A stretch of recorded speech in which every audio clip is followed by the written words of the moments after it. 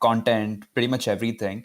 I request all of you guys to sort of give a quick intro, and later on, you guys, all the community members, can ask us questions.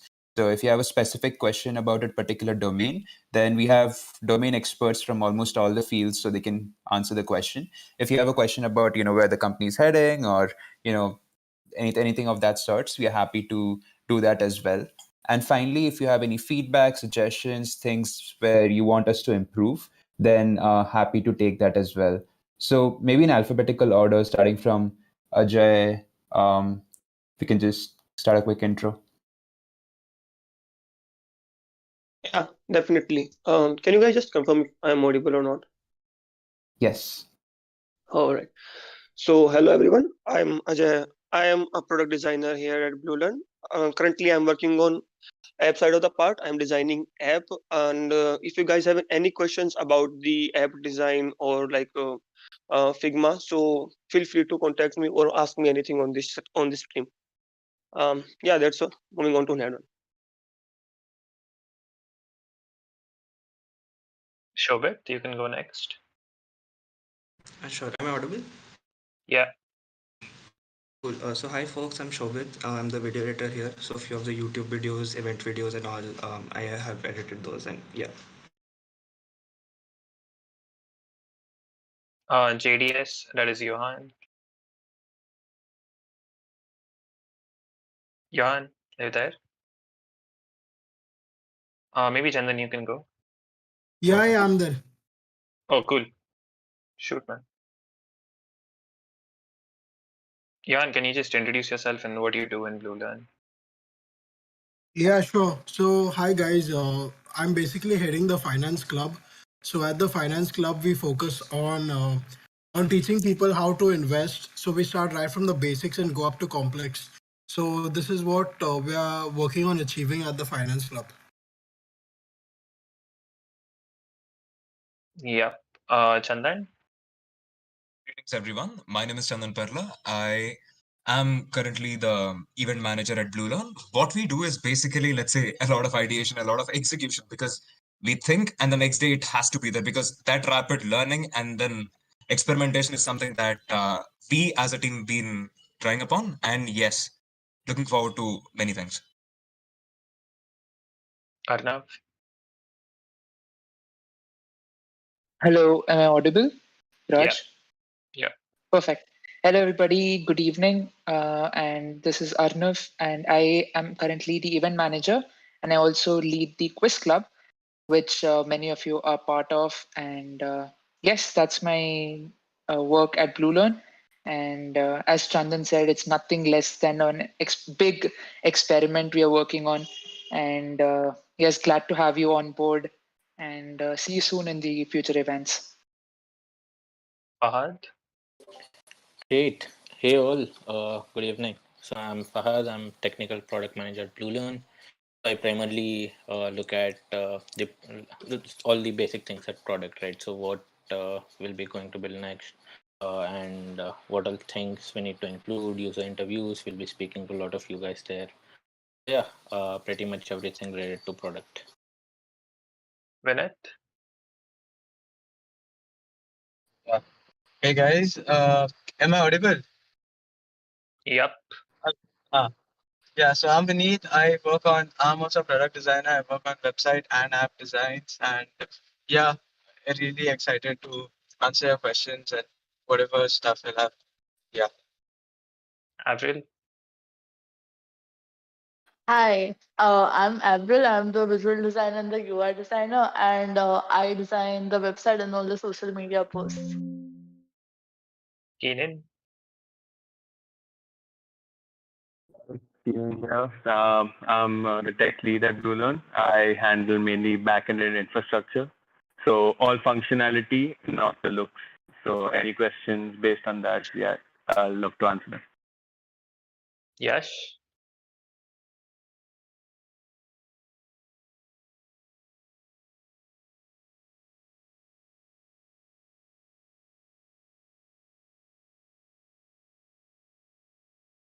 Juhi?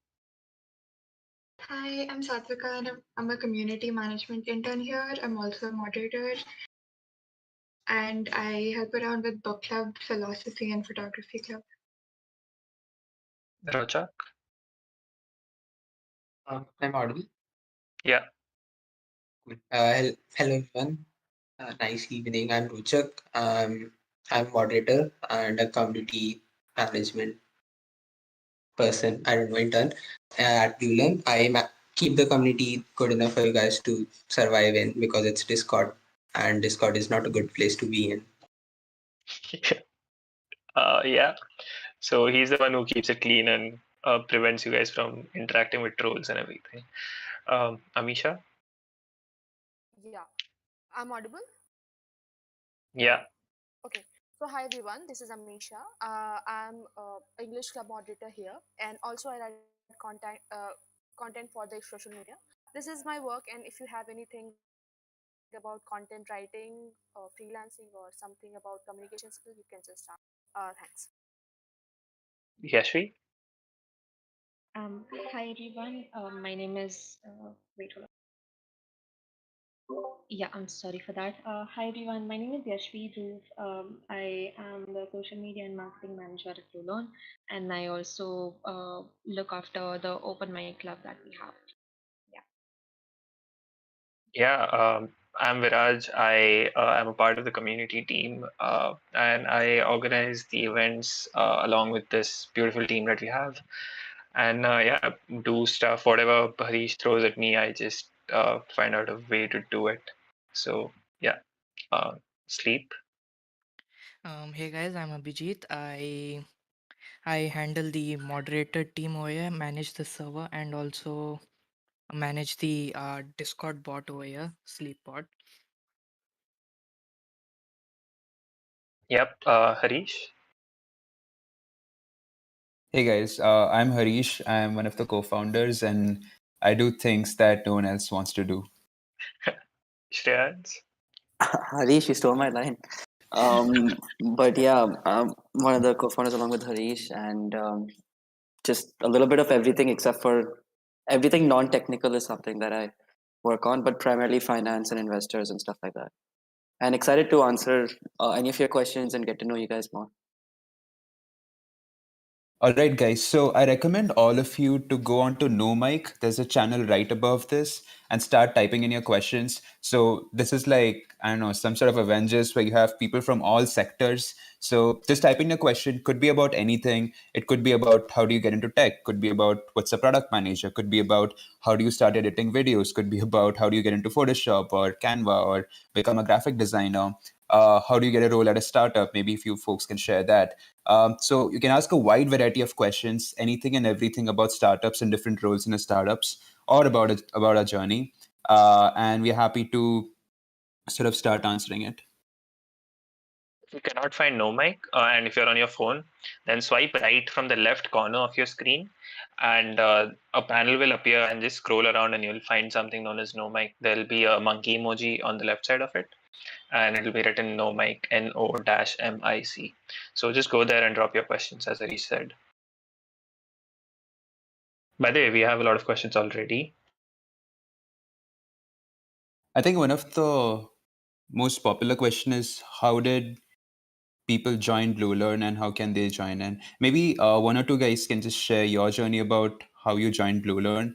Maybe Yashvi, you can talk about how you joined BlueLearn, and then maybe Shobit, you can talk about how Even you joined even BlueLearn. even Darshil can maybe give his experience. Even Darshil can talk about that. Um, yeah, so for me, it was very random. Like I was just surfing through, I was just exploring Discord and how it works. And on this website where there are like multiple active Discord channels and stuff, I found BlueLearn, which was something that I found very interesting. Back then, it was Clinify, and there were people from India trying to upskill, help each other out, and stuff like that. And I found it very interesting, and I just joined anyway without thinking much. And fortunately, there were like really good events going on at that time, and even till date, like that's what keeps me here. Um, and because of that, I joined for an event and I performed somewhere and made some friends, and I liked it here. and I stayed and randomly just sat for an interview without thinking much, and that turned into like an entire butterfly effect kind of a thing. And because of that, here I am working for social media and marketing. Yep, that's my story. Shobit, wanna go next? Yeah, sure. So I had just been keeping up with Harish's channel, saw QnA launch, then when QnA became BlueLearn, I think around August or something, he took out a video where he was hiring video editors and copywriters. So I just thought to myself how cool it would be if I applied and got in. So I didn't think much, just applied for it and did the interview, and I got lucky, I guess. So yeah, that's pretty much it. All right. Another question is, how do you become a UI designer? Maybe Vineet, you wanna take that up? Like maybe you can talk about what are the things involved in that particular role. What do you do on a day-to-day basis? And if someone wants to get into it, then how do they do that?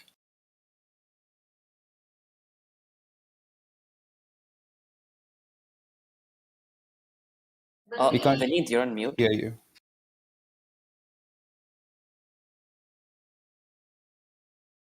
No, we still can't hear you. Do you want to speak through someone else's microphone?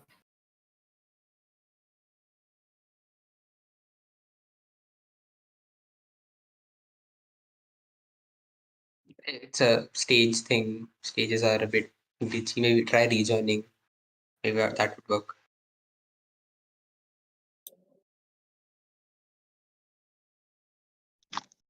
Hello.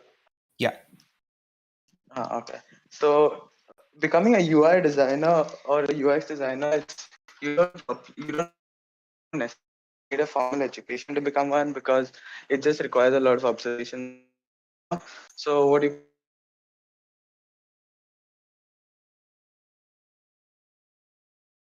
from a point of view, look at it from a designer's point of view. Like, how was the designer thinking? Say you find some button which is very close to your finger, very easily accessible. So you could for you to use it, something like that. So you always have to keep looking for clues like that, and you can start reading books. There are books. I could definitely suggest you some. I could send some books, and yeah, there are so many. Also, yeah, YouTube has a lot of UX UI designers who keep giving in tips, who teach you how to build a website in like 20 minutes and how to design an app in like an hour or something like that. Basics. Once you know the basics, you just keep practice, and keep observing, and you'll get it.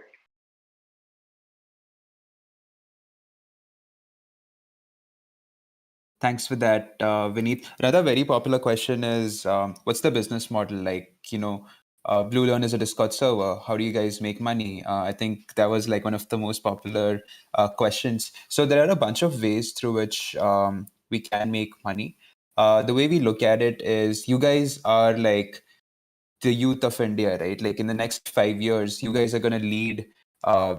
Like most of the economy is going to be led by folks like you. Maybe some of you might be starting up. Maybe some of you might be working at top companies as executives, or maybe some of you might become great freelancers. So A is monetizing through that opportunity. Maybe connecting you with great companies and becoming like a place where we give you guys freelancing gigs or internships, or connecting you with different companies for jobs. That's one way of monetizing.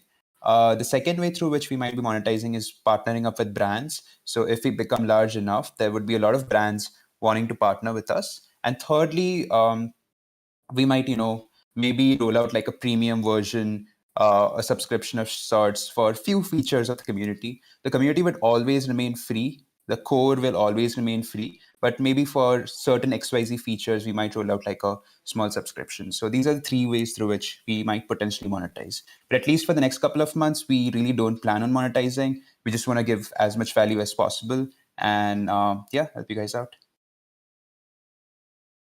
Bro, I found a really cool question. It is, what is the biggest risk your company is facing right now? Would you guys like to answer that? Shreyans, wanna check that out? So I mean, I think at every startup there's a lot of risks, right? For us, it might even just be colleges reopening, schools reopening, and COVID dying down. Will still people come online on Discord? Will people still attend online webinars, online events? So this is one risk or obstacle that we'll have to think somehow to overcome. But yeah, look, if you guys have any suggestions, feedbacks, would love to explore those.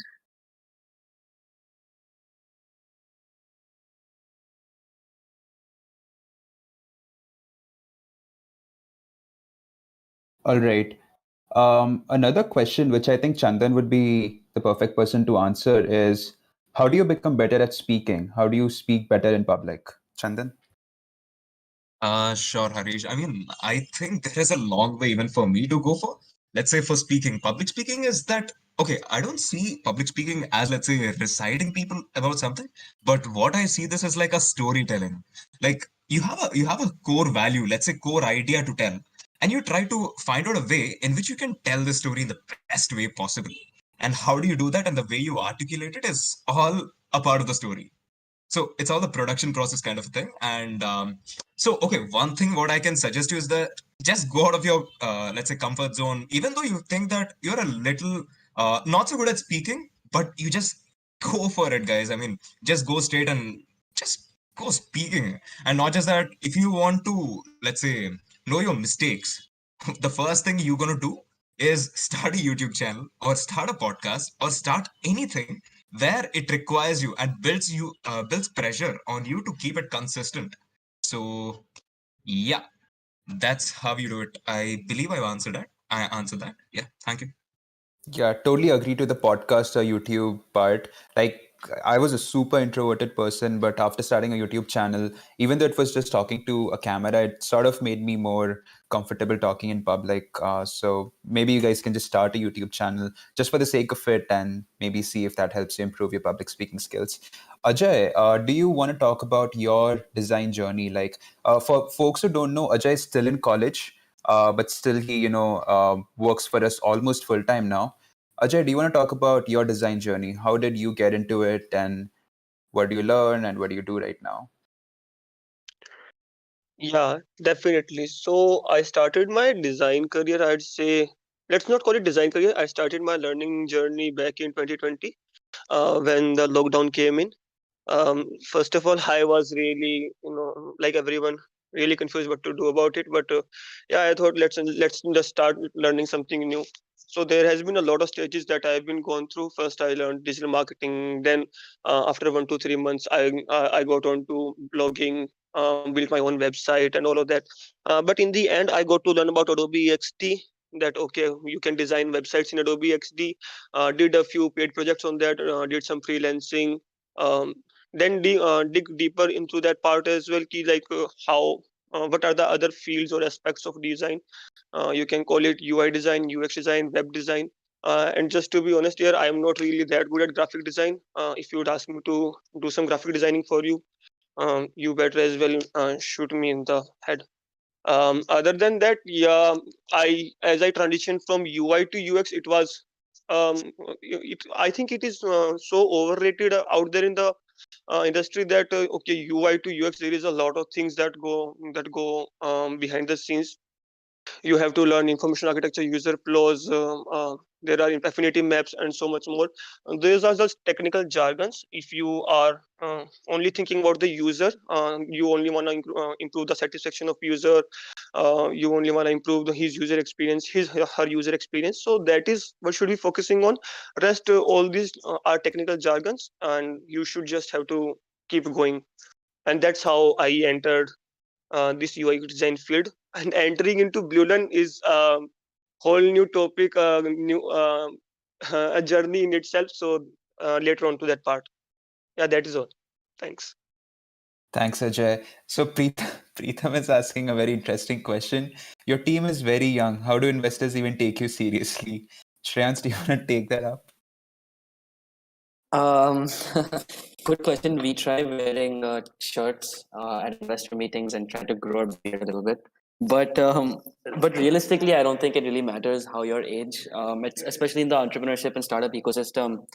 you can be really young and still have a really great idea and great execution, great skill set, great team building skills. So what matters more is an idea, your passion, and I think the team around you.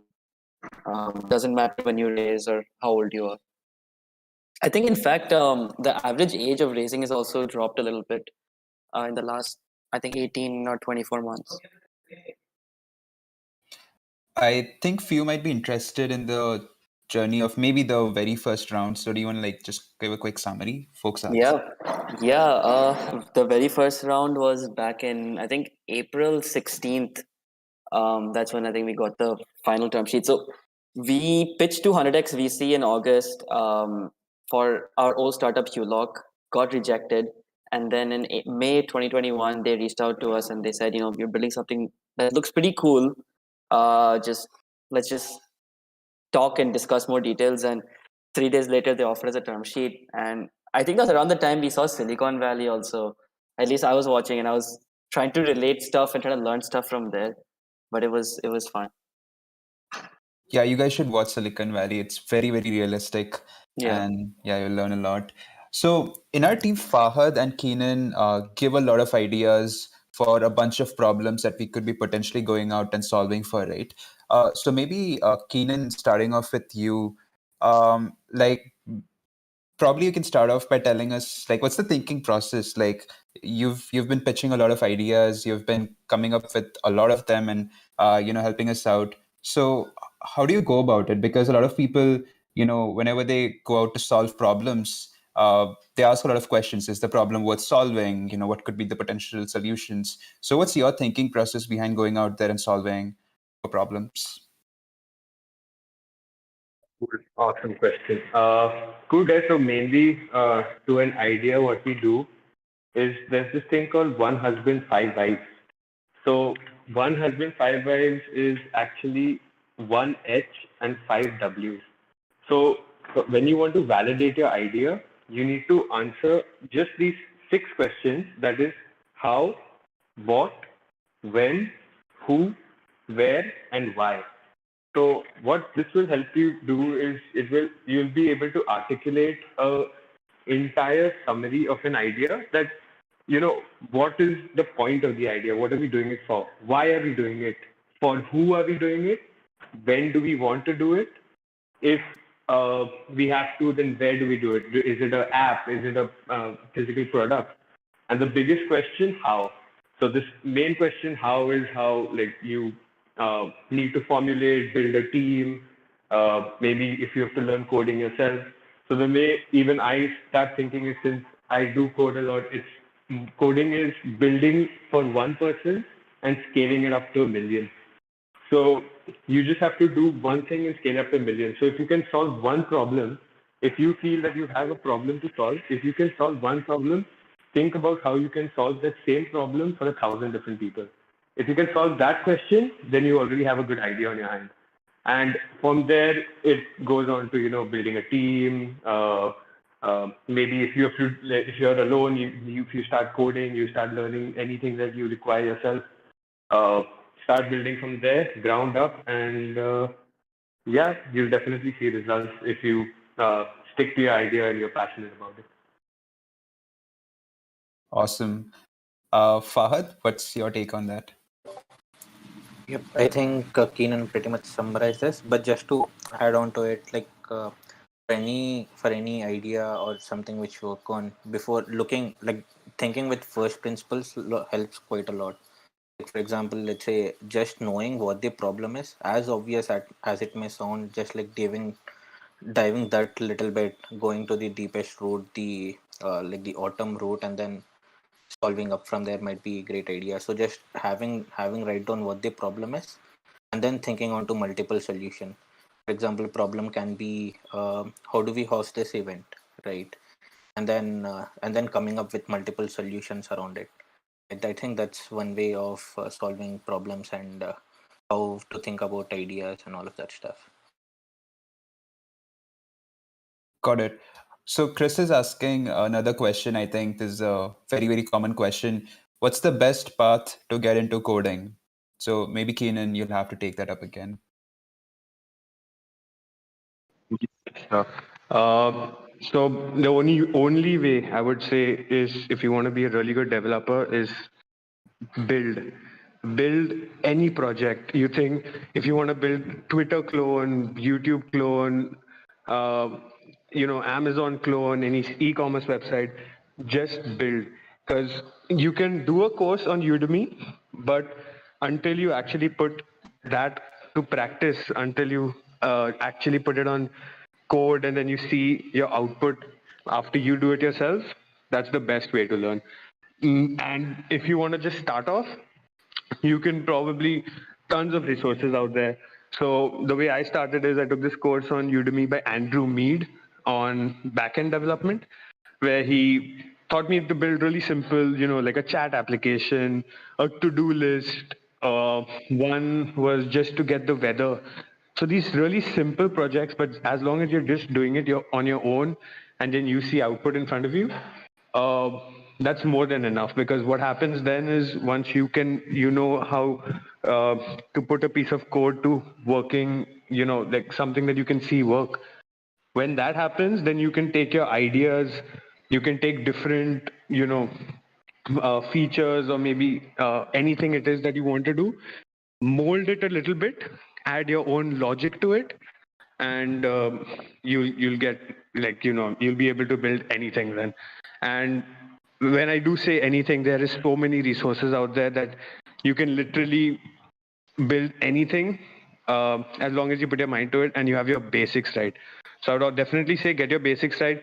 DSA, even though everyone does hate it, uh, I hated it too, but DSA gives you such a good base for logical understanding and reasoning that it's gonna help you in the long run. So if you do want to get into a coding journey, again, you do not need a CS degree. I still am I'm against that. But as long as you can just do a little bit of DSA, so you understand your basics, then you can jump straight into, like, back end, front end development. Then maybe, like, you can start freelancing, get a job, stuff like that. The world is uh, huge, and you have tons of opportunities. Right. Just to add on to what Keenan said, I think the best way to learn is learn by doing, right? Be it coding, be it anything. Like, there's this interesting analogy just wanted to put across. Like, let's say if you wanted to learn driving, you can watch hundreds of videos on how to drive a car. But then the moment when you drive a car, actually, it's when you learn and know how to estimate all of that things, right? So I think the best way to learn anything is just by learn it by doing it. Be it anything. At least for coding, you can start off with any projects, as Keenan said, or doing anything, just like trying out whatever that language is. Thanks so much, Fahad and Keenan. Now maybe we can talk a little bit about graphic design. Avril, do you want to talk about how people can get into graphic design? What did you do to get into graphic design, and how did you keep improving?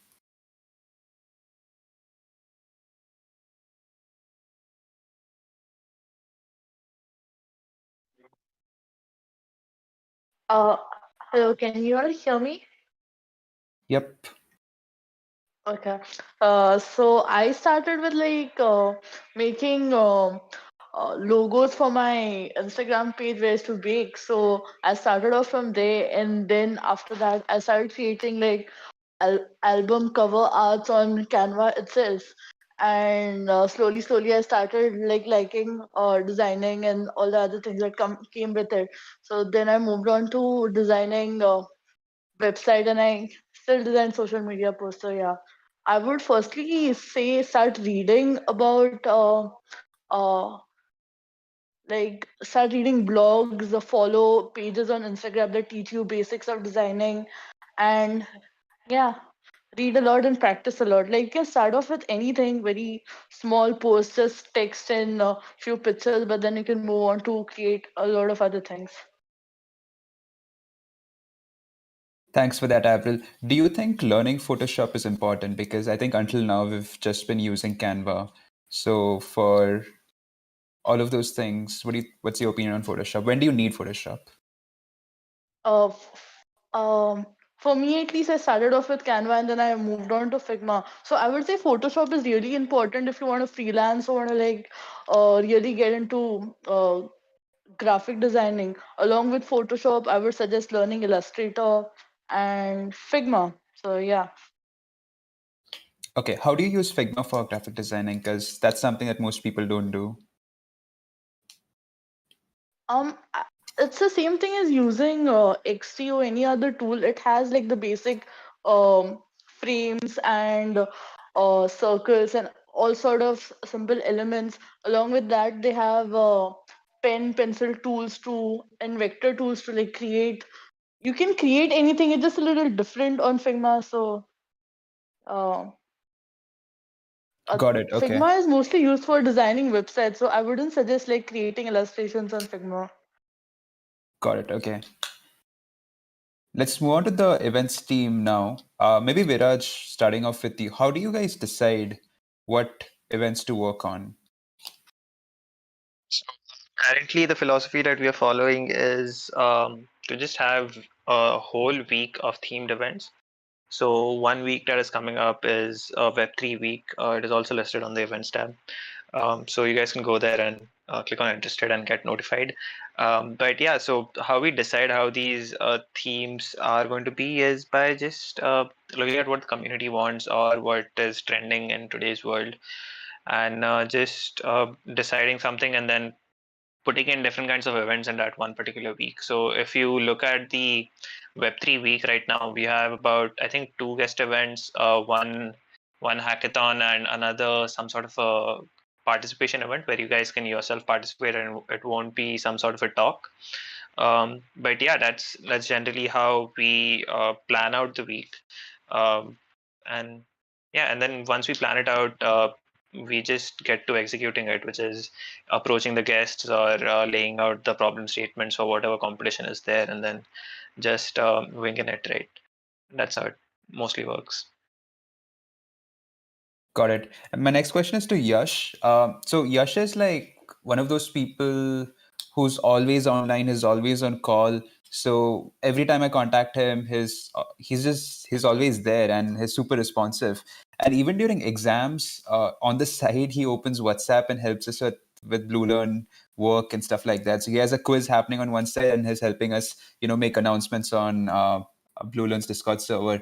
Yash, my question to you is, how do you manage college and BlueLearn? Like, what's that secret sauce? Because a lot of college students keep complaining, saying, hey, I can't manage things outside college. How do you manage BlueLearn with college?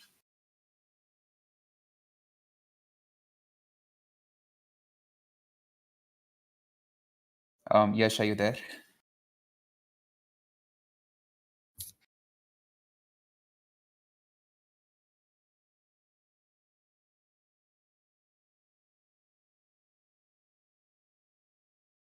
Okay, I think we can ask the same question to other folks in the moderator team as well, because even they've been doing a fantastic job while managing college. Juhi and Arnav.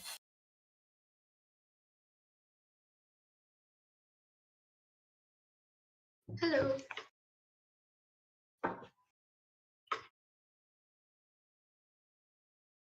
Yeah, you're And you're audible, Juhi. audible.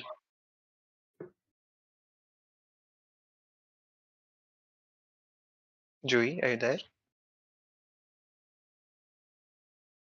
Arnav, do you want to go in the meantime? Yeah, sure.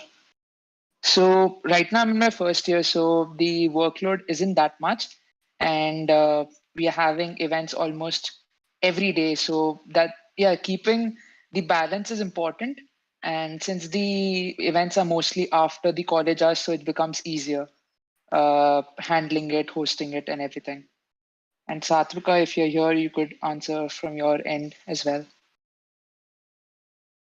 Maybe Arnav, we can talk a little bit about Quiz Club as well. Like, what exactly do you do there? And maybe tell people who are interested to even come and join you guys. Right.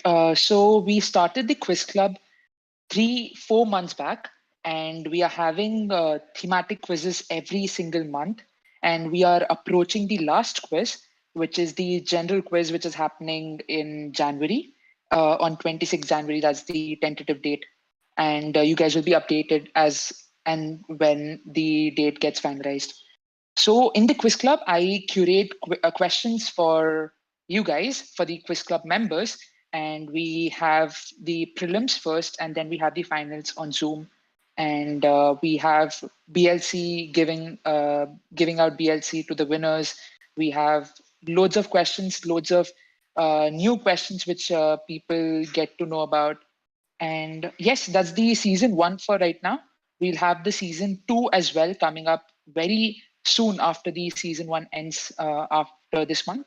And I'm hoping for a good turnout for the general quiz. The general quiz will basically have questions from across domains. So it's open to everybody. It's not a thematic quiz. It's open to everyone, and it's the finale. So you can expect more of prizes since it's the last one.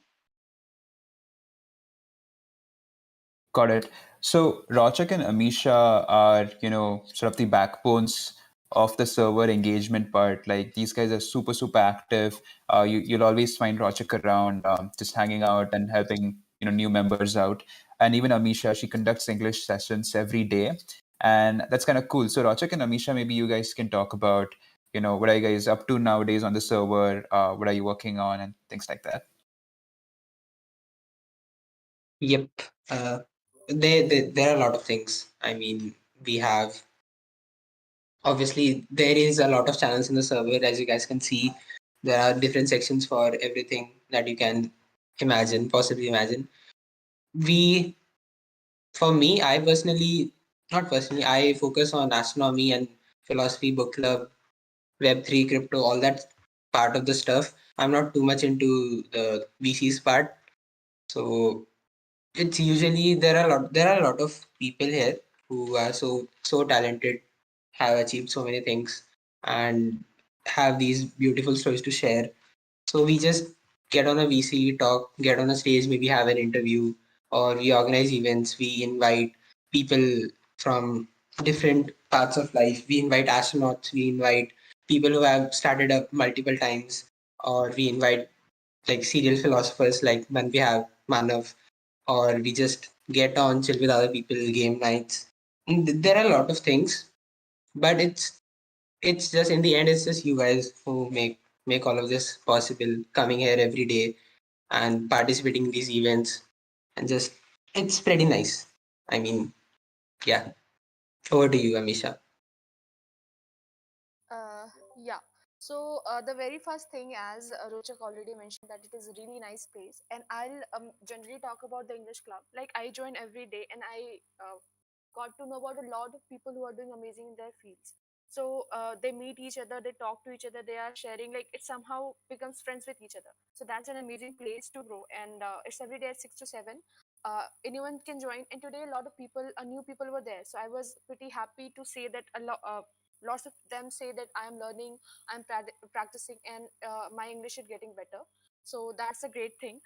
Along with that, we organize a book club like on art Tuesdays.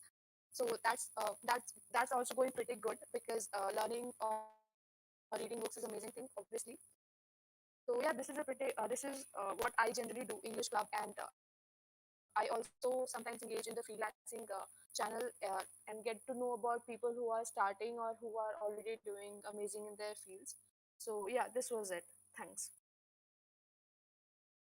Thanks so much, guys. I think server engagement is like something very important because only when people text and come on these voice channels, they can meet each other. And that's how, people sort of build a very smart group of individuals and can grow together.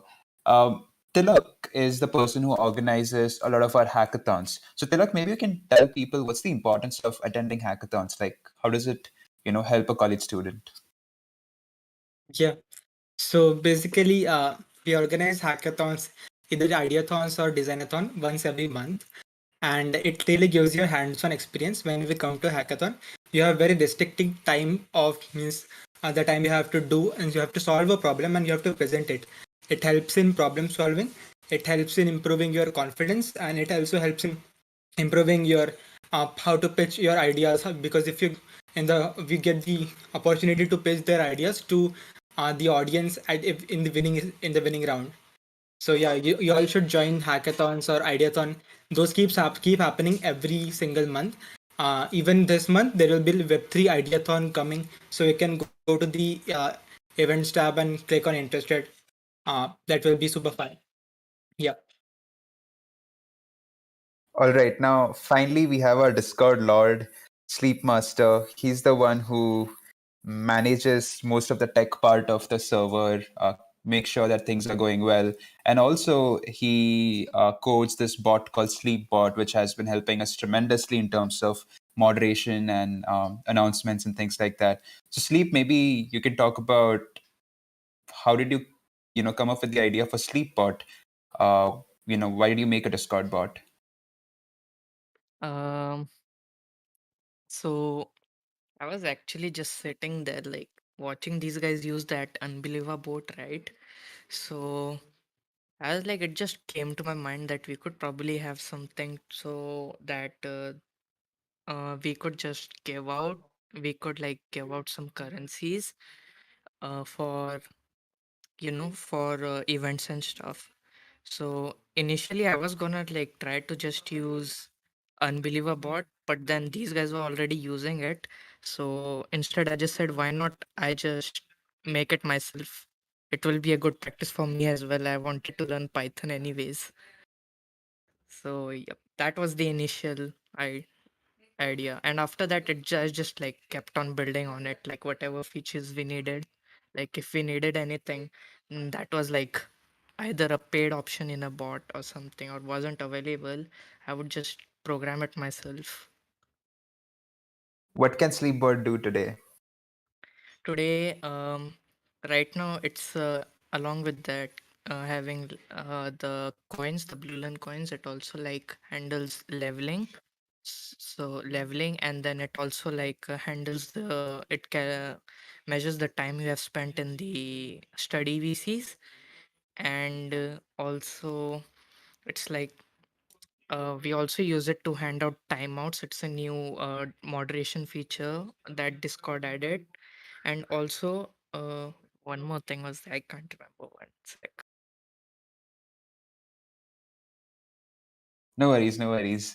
So Sleepbot has been phenomenal, and thanks so much, Sleep, for building Sleepbot. We also have Darshil with us, and Darshil's story of, by the way, he's here. He right now does React Native and is working on the app development part of it, part of BlueLearn. And the way Darshil joined BlueLearn is a very interesting story. So maybe Darshil, you can talk about how you joined BlueLearn. Yeah, sure. I'm audible, right?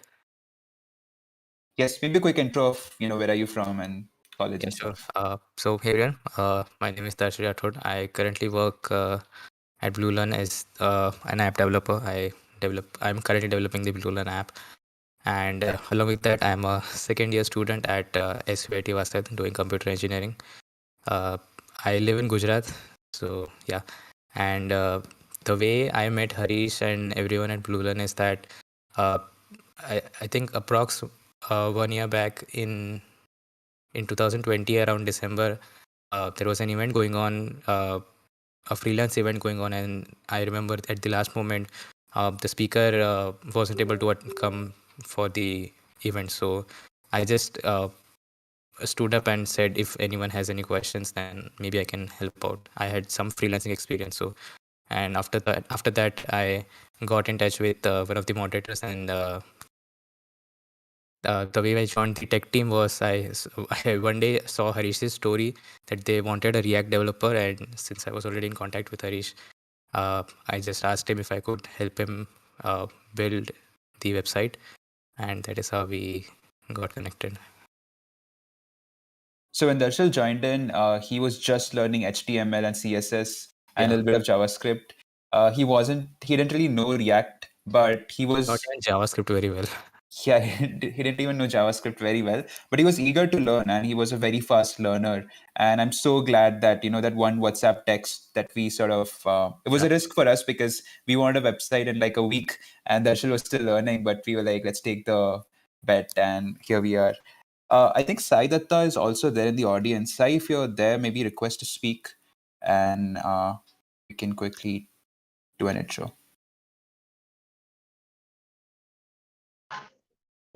Hi, Sai. Maybe a quick intro about. All right, guys. So we have Sai also on the stage. A quick intro, Sai, maybe about where are you from, what do you do at BlueLearn, and what are you working on currently?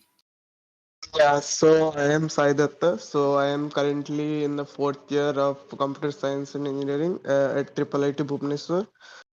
Currently, I am an app developer in the BlueLearn team. So I just do the development of a app with Darsil and Kenan and the team. So I just got to know about Haris from the LinkedIn, and then I contacted him. He also just we had a couple of talk with each other. Then one day he sent me we have an role for React Native developer. So this way we just got contacted and I joined BlueLearn. So yeah, and what all things do you need? So maybe you can talk about how you got into coding. Yeah, so initially I was doing the web development things. So I just started with the Udemy courses and made some small website in the college events and all those. So from the web, once I jumped to the React Native, I think both will be similar. But yeah, I got to know about how the Android things work, and also there are some dependencies for the Android, like Android Studio and all those things. So then I shifted from web to the Android, and currently I am doing only the Android development, and I just like it much than the web development. Awesome. Thanks, Sai. So, super glad of the team that we were able to build. Like each one of them has their own unique story, and it's super interesting to see how their strengths, come onto the plate and form something much larger. And thank you guys for joining in. I really appreciate every community member. Like we would have been nowhere if it wasn't for you guys, if it wasn't for the support that you guys have been, showering on us. And we would make sure that we build products, we build a very strong community that caters to all of you and gives you as many opportunities as possible and makes life easier for all of us. Now we would be taking a couple of questions from the audience itself. So if you guys want to come on the stage, just raise your hand. You can come on the stage and ask a question to any one of us directly. So there's an option to raise your hand. I request folks who want to come on the stage to just raise their hand and we'll get you there. Viraj, do you want to handle that part? Yep, just one sec.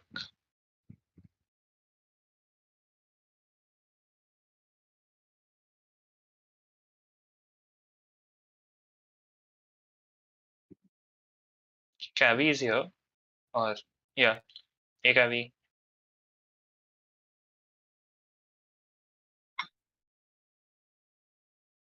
Yeah, study of uncertainty. Do you have something? Am I audible? Yep. Okay. Um, um, uh, I'm trying to be a serial entrepreneur.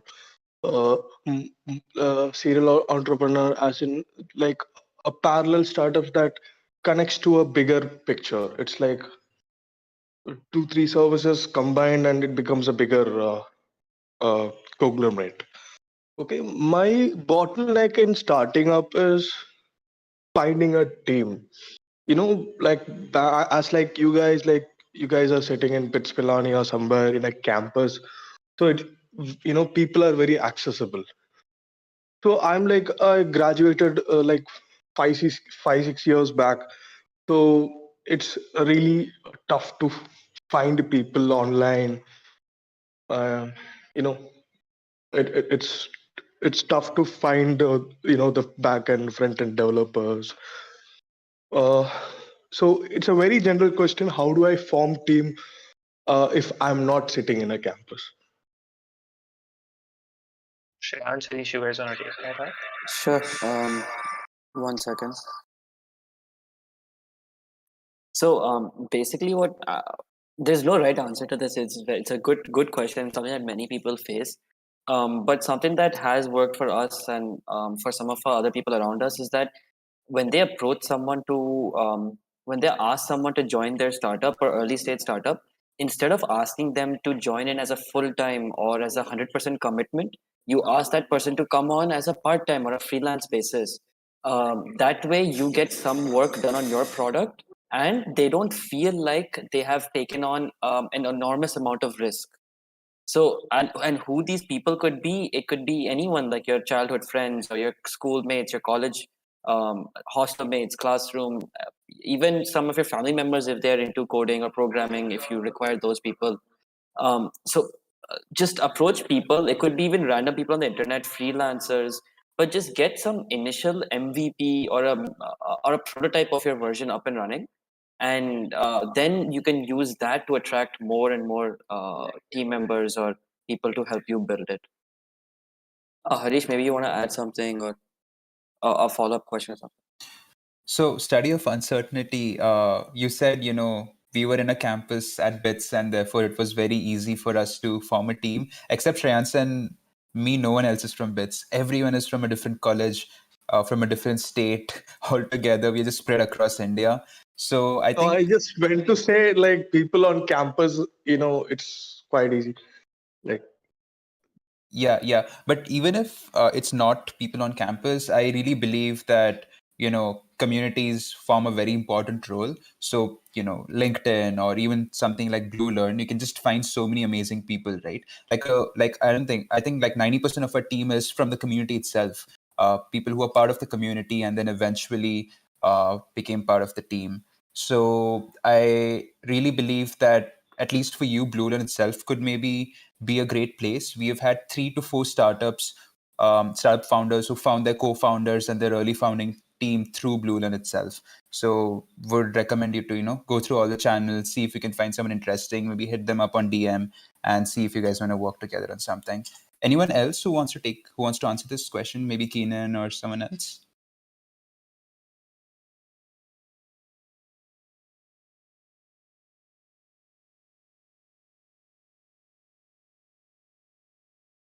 All right. If not, then thanks, yeah, dude. talking about like my final piece is like talking about BlueLearn.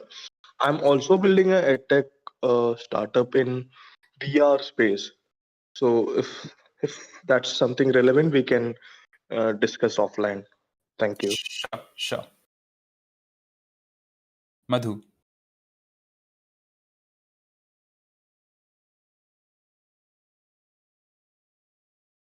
Hey, hi. Hi, Madhu. Yeah, hi. Hello. Yeah, my request is I need to talk with a curious Harish. Could you please say hi to me? Hi, Madhu. Hello, I'm a subscriber for your YouTube channel. I like your content, what you're doing. Yeah. Thanks, man. Appreciate it. Do you have a question? Yeah, no, but I'm curious to talk with Harish. Yeah, that's it. No Okay, more to talk. great. You can just, DM me on Discord. Happy to have a chat there. Yeah. Yeah. Thanks for that. No worries. Sadman, do you have a question? Yes, can you hear me? Yes. Okay, great. How are you guys? I think you're doing a great job. I have already subscribed to your YouTube channel, and I just love your content. So I have a question. Like, in the beginning stage, uh, I don't know it is relevant or not. How do you? Please don't get offended, huh? At all. I just want to know when you start a startup, you don't have that much project to do.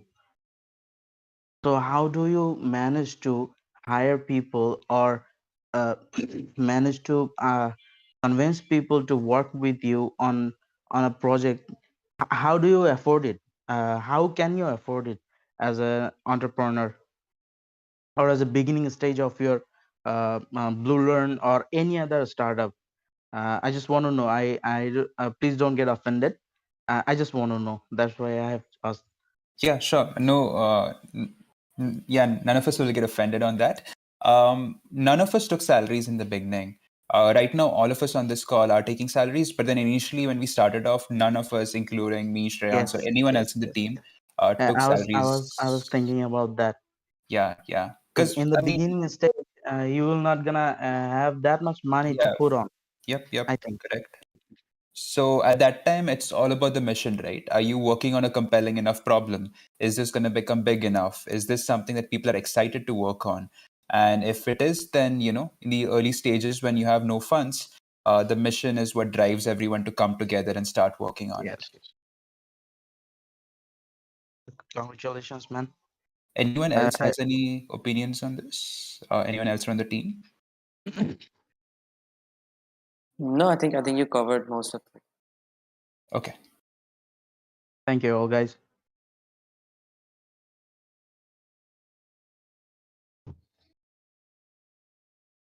Hey, Preetham. Am I audible? Yep. So hello guys. I just wanted to know what my question is to Shreyans and Harsh. What book currently you both are reading? I'm currently reading The Psychology of Money by Morgan Housel.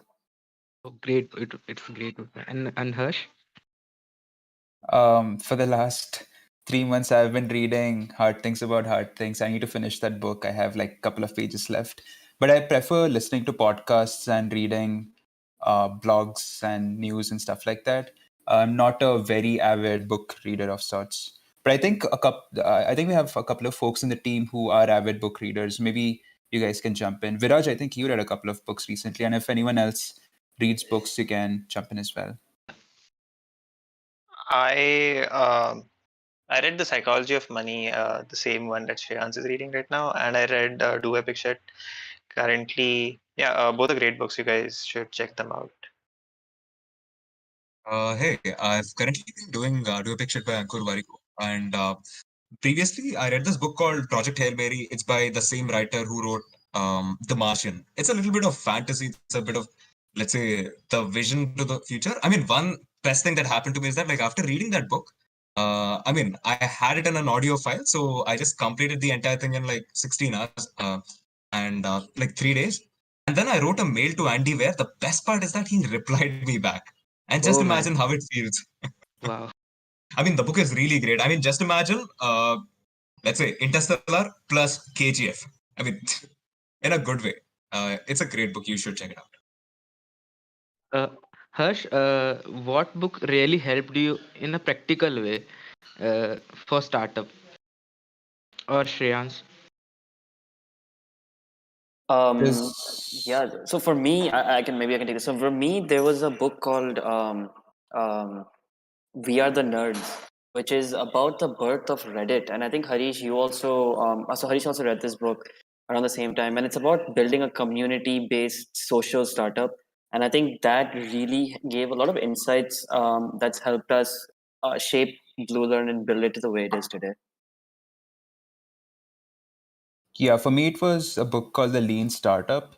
It just made us realize that to start a startup, you don't really need a lot of money or a massive team or some fabulous idea. We might have pivoted like, I don't know, 5, 6 times on the way. And we were more comfortable pivoting because we had read these books and we knew that pivoting is kind of natural until you find like the perfect product. Thanks, man. And I was aware that you are reading Hard Things About Hard Things because I'm one of your subscriber. Yeah. Great. You should read that as well. That's good. Yeah. Thanks. Also, guys, if you have any domain-specific question in tech or product or design, happy to take that as well because we have experts in that field as well. Prishu, Devan, Arish. Reciprocal is there as well. Can you unmute and speak? Hello. Yeah, Yeah. I have a question that how BlueLearn is making money. Okay, whoever asked that, we did answer this question. We aren't making any money right now. we're still figuring out, what's the best product which would provide the maximum value to all of you guys. And then later on, we might make money through either a freelance marketplace or through brand partnership or through premium subscriptions.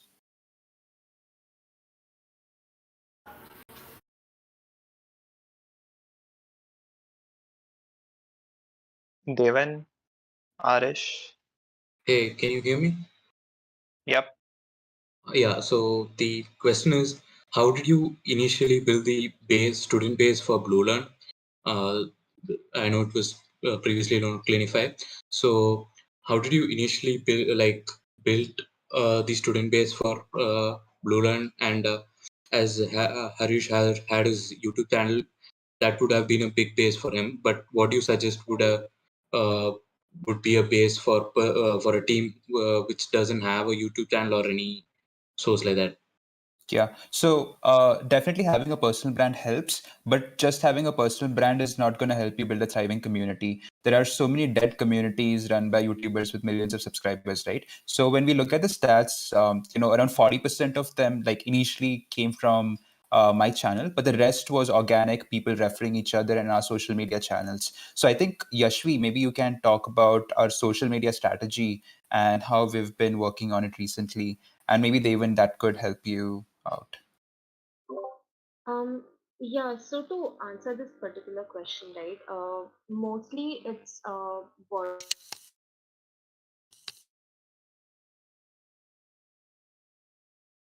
We can't hear Yashvi. Yashvi, are you there?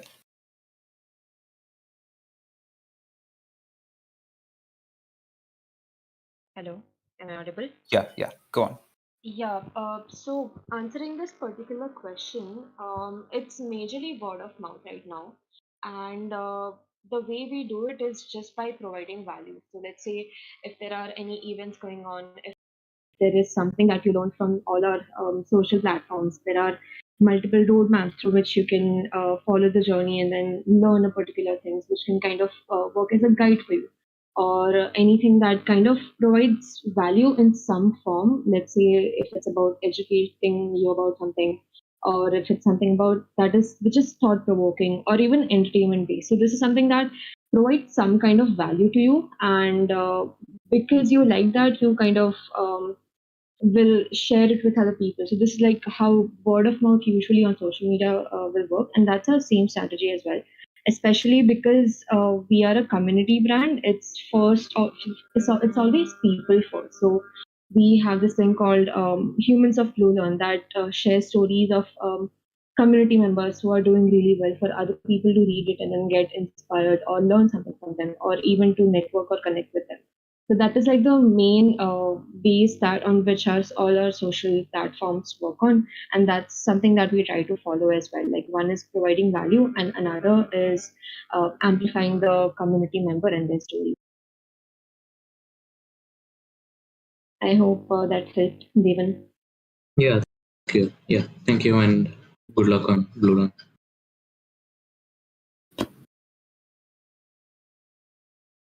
All right, how many more questions should we take?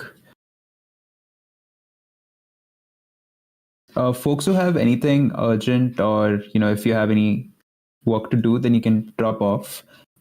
People from the team. Else, we can just take a couple of more questions.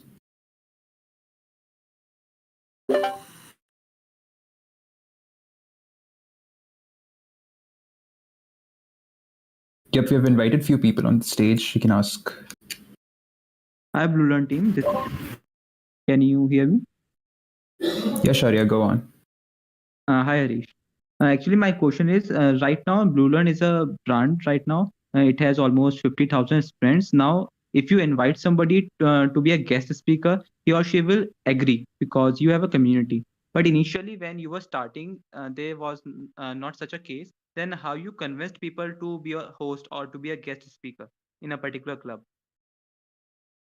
I'd request someone from the community team to take this up because you've been inviting a lot of guests.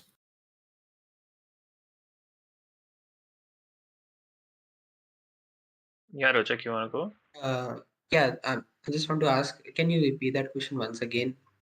There's Yeah, some issue with my internet. Yeah. Yeah, sure.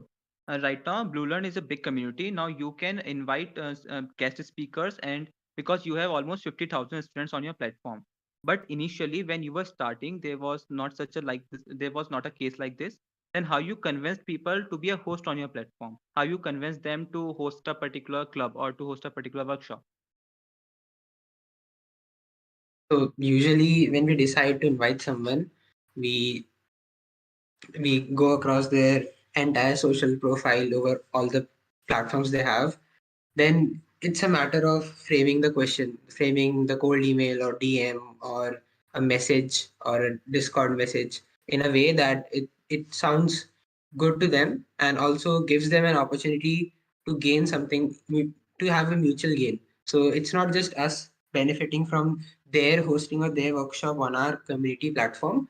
It's also that they also get some kind of value out of it.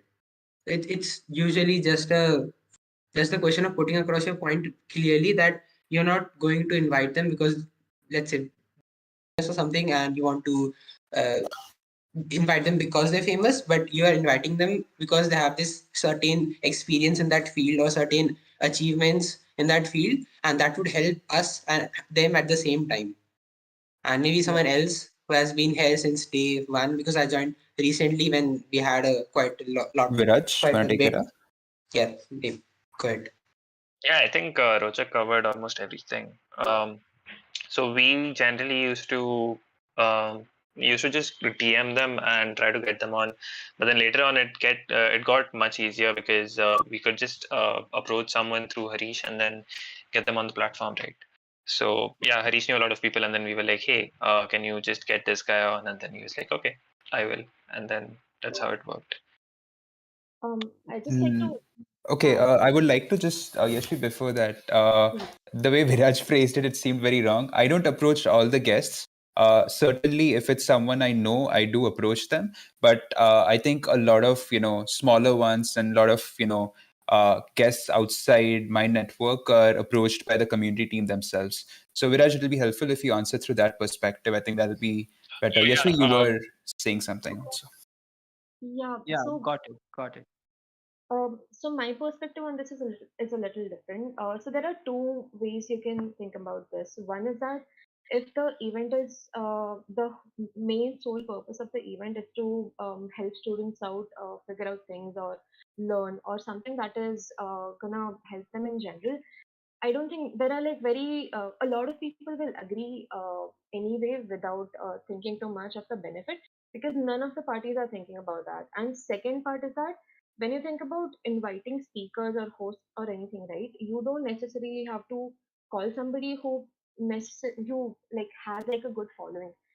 You can have people who are really really good at their work, and that itself will provide so much value that will bring back people again and again to the events itself. So it's and that will get amplified on all your let's say socials or other places as well because people got like a lot of value through it. So these are like two other ways you can look at it other than inviting people who are famous and good at their work as well. Okay, I got it. Thank you for answering. Hello everyone, my name is Rahul Yadav. So my question is related to crypto. As you all know that crypto is trending a lot nowadays. So the question is, do you guys invest in crypto? If yes, then can you name some of those cryptos in which you are investing and the reason why you are investing in that crypto?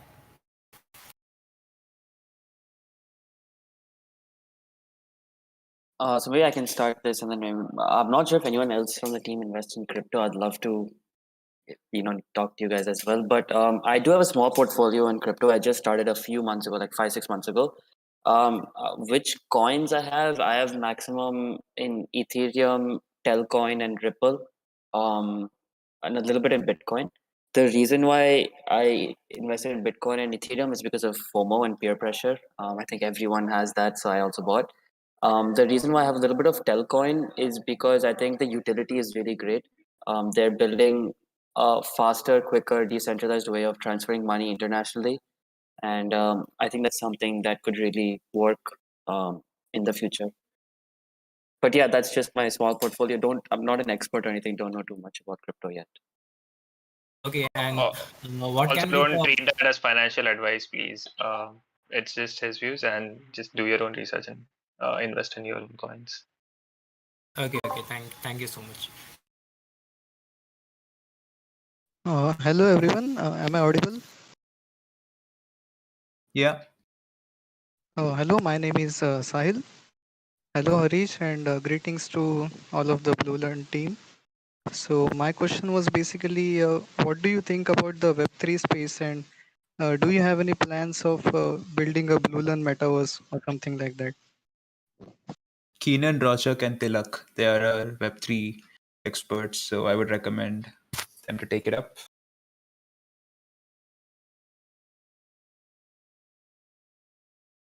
Uh, yeah, maybe Tilak, do you want to go ahead? Or wait, I think Tilak went. Yeah, Tilak dropped out. Darshil, do you want to go ahead? Maybe. Keenan or Darshil? Can't hear Keenan for some reason. Keenan, maybe try coming from someone else's microphone, no? Yeah, I He's trying think, to come from someone else's microphone, I think. But yeah, Darshil, you can go in the meantime. yeah, sure.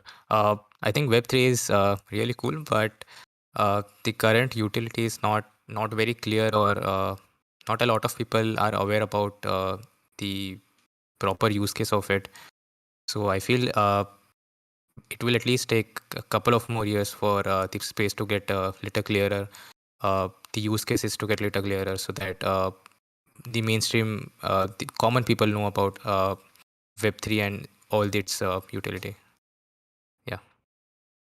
Rochak, Kiran.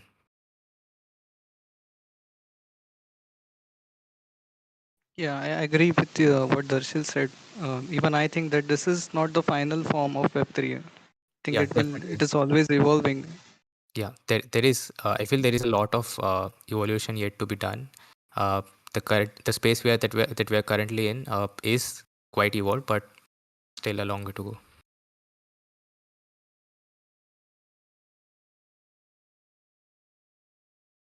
Yeah, it's as Darshil said, it's not really streamlined or focused at a single thing right now. It's you most of it. It's just like there is a lot of saturation in the NFT space. Like every corner you see, there's a new NFT project going on, and it's just confusing for newcomers, and it's lucrative and attractive at the same time, and it's really not. I mean, it's a little bit harmful for people who don't have the knowledge, Uh, but that's there. it is. It does look like lucrative, but it also looks like a big bubble. I am not really that qualified to comment on that, so maybe I'd like to pass that question to someone else. Also on 17th and 19th and 20th of Jan, we have multiple Web3 and Metaverse events. So do check it out if you Yeah. guys want to know more about Web3 and stuff. Yep. Take that question a little forward. Let's say if you think it as a bubble, so I would like to give you an economist point of view. Every single thing, including the housing crisis that happened somewhere around the last decade. So we see this wave, let's say a big financial wave that happens, and then everything just blanks out for a few years, and then it again comes to a good point. So that is exactly where we are standing for housing market. Similarly, if you look at the audio industry in India right now, so we've been through this like really big wave, so called the clubhouse, and you know where it is right now. So it's completely blacked out. But when we looked at a bigger picture of how these trends try to mold, let's say their applicational processes, let's say how, let's say audio based industry, let's say everything in the content industry is increasing in a rapid pace. We clearly know that these trends are there to be there for a long time.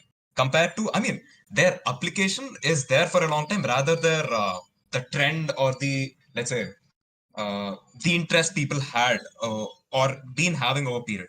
So that's where I would say, I mean, it is like, I mean, it might look like a bubble right now, but the applications are incredibly big.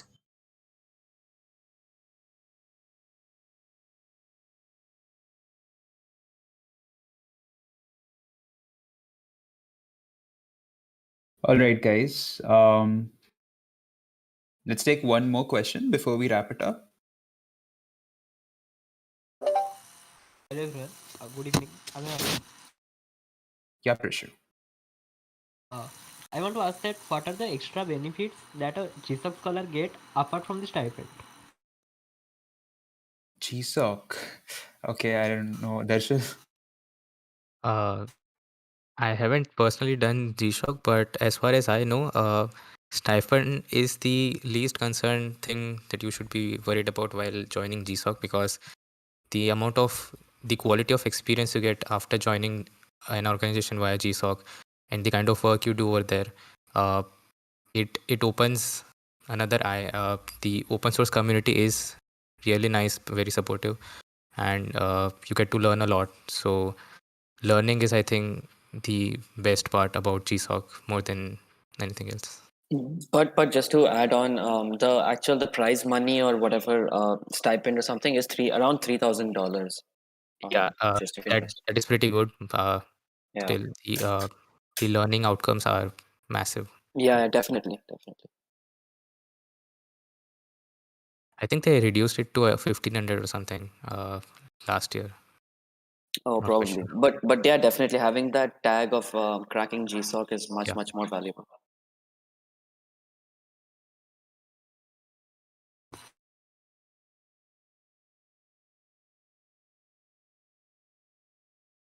All right.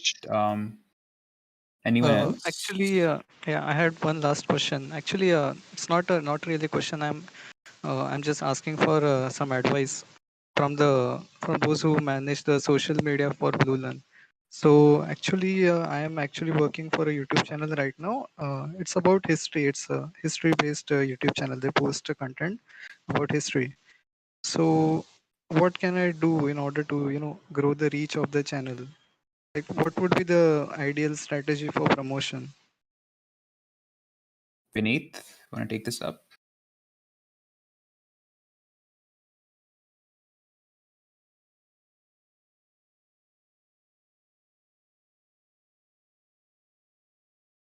And just to give some background, it's not just any other YouTube channel. It's managed by actual historians and people who have worked under historians, and yeah, like that. Got it. So I don't know. At least from my opinion, there's no formula for that. You'll just have to experiment and see what kind of strategy works for them. Like it depends on whom you want to target, right? Like if you want to grow to a large user base, then you'll have to dumb down your content. So if you're making very deep history content, then you'll have to make it very simple for people to understand and not use jargons and complex words so that it reaches a large amount of audience. But if your target is to reach other historians and keep your niche very narrow, then you can just have really concentrated content, talk about complex topics and things like that. And secondly, there's no short formula for social media. Try 10 different kinds of content, see which one works and double down on it. I think that's what every creator does. So yeah, there's no formula as such. Be consistent. There'll be times when you'll have a lot of views. There'll be times when you have 0 views. But you'll have to sort of go through that path. Vineet, what's your opinion on it if you're there? Vineet is not audible.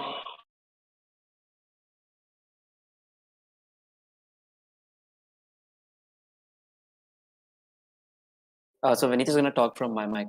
Yeah, hello. So basically, I would suggest you check out Gary Vee and check out his strategy. Uh, so one thing he said is the key thing to succeed in social media is just consistency and a lot of posts. Just keep posting, keep and have faith in the process. Maybe you might not hit your targets in like for first month for the first 2 months, but just keep doing it. Be consistent. For example, Mr. Beast. Mr. Beast now he's one of the biggest YouTubers. But for the first 6 years, he barely had like 1,000 subscribers. But he used to still post every day consistently, and one day one of his videos just blew up. So yeah.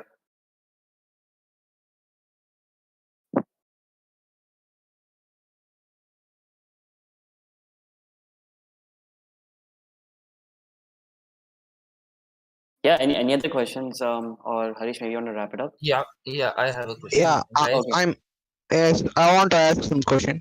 uh, uh, okay, you can Yes, go first. I'm I'm Kaniyodhan. I have learned HTML and CSS in this lockdown. In addition to that, I want to develop a full website. For that, which programming languages should I learn? That's real keen inside, you guys. If you have learned HTML, CSS, if you want to continue in the web space, then JavaScript is the next best option. Through JavaScript, you can build front-end application, back-end applications. So yeah, JavaScript would be the Okay. What we can do with the Django web framework? Django. Django is mostly geared towards making backend stuff. If you're interested in moving into backend, then you can use HTML, CSS, and Django to build out full stack applications. But if you want to move towards popular frameworks like React or Angular, then JavaScript would be necessary. Okay. Can I start a startup for just designing website? Definitely. But it might depend on the utility of what you are trying to exactly build. Of some projects benefit if you use React, some benefit if you use Django. So depends on what you're building. Okay. And another question I want to ask: how to buy stocks in companies directly? I think Shreyan's would be the better question to ask. How to buy stocks? You can probably buy them on Zerodha, Grow, one of these brokers or discount brokers. Buying through that zero the up stocks, is that safe? Yeah. Zerodha is the largest platform in India. I think over 7 million people have accounts on Zerodha. Okay, bro. I just want to ask how to start a startup. It's very difficult to answer that question in like a short amount of time. But I think the first step is to identify a problem and then try to figure out a solution to that problem. That is the very first step. Okay. You can even check out And Y Combinator's web YouTube channel. It is really good. okay. How did you get you in this BlueLearn? How did you get idea of creating a startup like BlueLearn? Your experience. Harish, do you wanna maybe take this quick? For us, it was pretty simple. We had a Telegram group where we wanted people who were learning a skill to come together, and we floated the link around, and a lot of people started joining. So we were like, hey, there are a lot of people who want to learn new things, and lockdown had hit, and people were at home. So we thought, why not build a platform where people can, college students can meet each other and maybe work together and chill. So yeah, that's how the server was born. Yes. Okay. Nice. Thank you. Thanks. Thanks. All right, guys. So I think we are done. Thanks so much for attending. We have 63 people still listening. Thank you so much for staying for so long. Really appreciate it. And thanks, BlueLearn folks. Thanks for coming in and answering people's questions. Really appreciate it. Glad that we could pull this off. And yep, if you guys have any questions for someone individually, do feel free to DM them on Yeah. Discord. Yeah. Excuse me. Yeah. I'm sorry if I'm interrupting. I just have a small question for you Okay. guys. Go on. So, what are the qualities you guys are looking if you're hiring someone for BlueLearn team? That's just a small question. Can you answer that, please? Okay, maybe I can give my perspective, and then Keenan has been hiring a lot of people recently, so he can give his perspective. Yeah. For me, it's just A is, they should get along with us. Like, we don't want someone who's arrogant or someone who doesn't, who just talks and doesn't execute. So we don't want people like that. Someone who just gets along, is friends first, and then, like a formal colleague. And secondly, there should be a fast learner. So we don't necessarily look for people who are experts in their field. Maybe Darshil, Shobit are great examples, right? When they came in, their skills were great. The skills were good, but now they're great. So they've been improving at rapid scale. So that's the type of people we look for: people who learn really quickly and are open to feedback, and and people who are friends first. Yeah. Thanks, by the way. Kieran, if you have any opinion. Yeah, to add to that, again, we don't. The main thing you really want to look at is if he fits in the company culture. What is company culture? Does it vibe well with you? Does it vibe well with the entire team? Is getting that person in the team is going to affect the working of any other team, any controversial things like that. Because skills is something you can learn on the job or on the go. But he should first fit in the culture. Next thing, he should be intelligent, smart, and a quick learner. As long as you have these attributes, you can fit into any job. Thanks. Thanks all you guys, by the way, for this awesome meeting and stage. By the way, thanks guys. You're welcome. All right, guys. So I was saying, if you have any specific questions, feel free to DM Keenan, Said, Darshil, Shobit, Shreyans, Viraj, Juhi, Rochak, all Ajay, all of these guys, or Vineet, all of these guys on BlueLearn's Discord itself. They'll be happy to answer your questions. And also on the side panel, you'll be able to see who all are part of the staff, BlueLearn staff and BlueLearn teammates. These are few roles that all the members have. So just DM them. Feel free to ask your questions about anything, and we'll be happy to guide you guys. And we'll be having more of these AMA sessions probably every month to stay in touch and help you guys out. If you have any feedback, Keenan, what's the email ID that we have for feedback? Is it support? Yeah, support at BlueLearn.in. Okay, if you have any feedback, email us at support@bluelearn.in. A new feature that you want to see, a new event that you want to see, something that's not been going well and you want to see some improvements. We'll be happy to take that feedback into consideration as well. Thanks, guys. Have an amazing evening. Bro, and also, take care. there's a channel right above the stage. It's called Community Suggestions. So if you guys have any feedback suggestions, you can put there as well. Much easier. Yeah. Yeah. And now you guys can go to the Hangout zone. Maybe Harish, you can lead them there. Oh, yeah. So there's a Hangout zone above this. Sorry, below this, right? Yeah, it's below. Yeah, so there are different channels, guys. What you can do is wait, Hangout key startup or okay, take care. Wherever you guys want to go. Under Chill Zone, there's a channel called Hangout Zone. You guys can see it at the bottom. Just start joining in. Maybe you guys can talk among each other, make new friends, and meet smart people. So head on to Hangout Zone. It's beneath this channel. There's a category called Chill Zone, and there you can find Hangout Zone ka voice channel. So you guys can start joining that, meet each other, introduce yourself, don't feel shy, and start networking. I can already see 4 people there. Do join in. It's under Chill Zone.